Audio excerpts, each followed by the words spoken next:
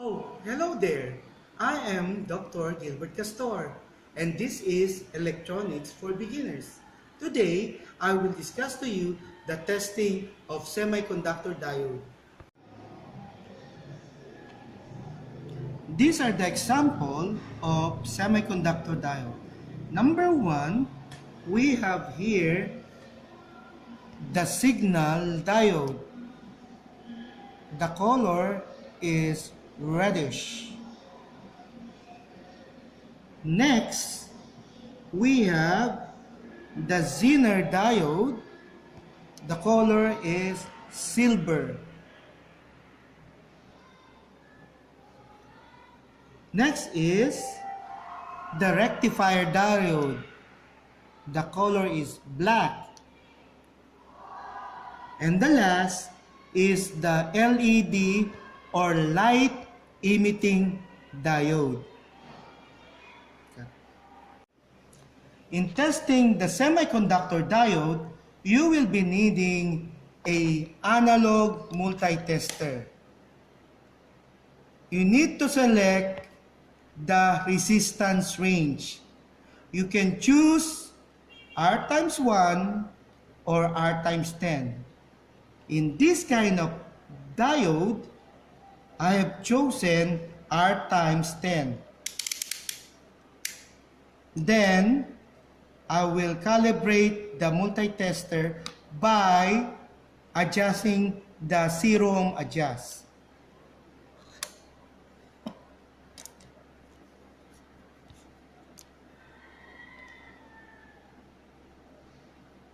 It is already calibrated and we are ready now to test the semiconductor diode. This is a signal diode. This terminal is the cathode and this terminal is the anode. In testing a forward bias, place the negative probe to the anode and the positive probe to the cathode. You will notice the deflection of the multi-tester. It deflects around 5 times 10, 50 ohms. In testing a reverse bias, all you have to do is to reverse the connection. Place the positive prod to anode and place the negative prod to cathode. You will notice the multi-tester will not deflect. That is a reverse bias.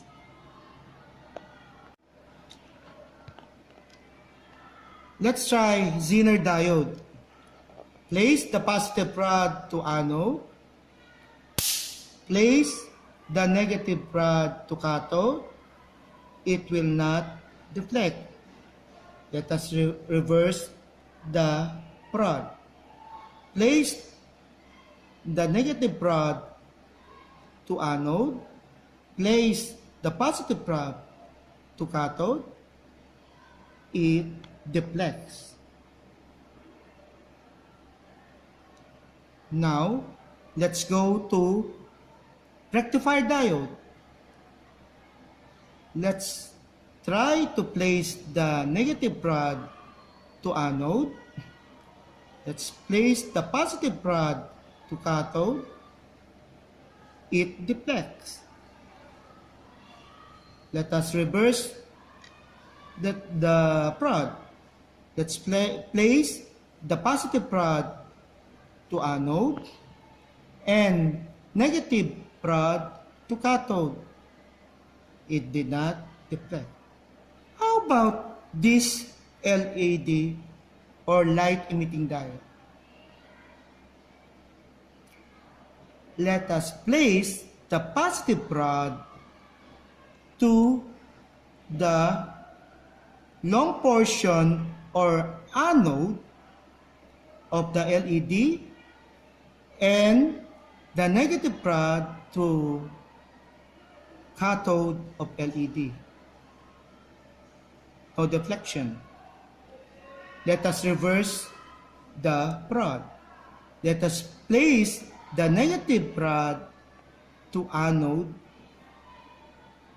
and the positive prod to cathode. It deflects and you will notice the LED lit up. In that case, according to our analog multitester, the characteristic of a good semiconductor diode is one portion will deflect and one portion will not deflect. Forward bias, it will deflect, and reverse bias, it will not deflect. Forward bias, positive and negative. Negative prod to anode, positive prod to cathode. That is forward bias, it deflects. Reverse the prod, positive to anode, negative to cathode, it did not deflect. So forward bias, it deflects. Reverse bias, it did not deflect. That is the procedure on how to test a semiconductor diode.